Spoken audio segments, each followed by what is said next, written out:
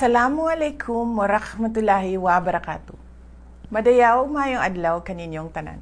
Magandang araw sa inyong lahat. Maligayang araw ng mga ina. Isang taus-pusong pagbati sa lahat ng ina, mga nanay, mama, mami, lola, at sa lahat ng tumatayong ilaw ng tahanan para sa kanilang pamilya.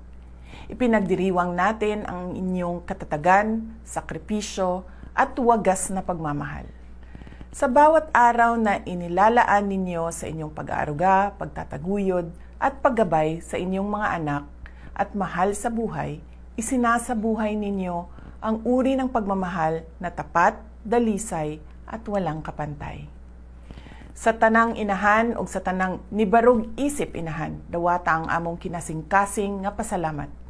Ang tanang kalampusan nga among makabot, among igasa o ihalad alang kaninyo.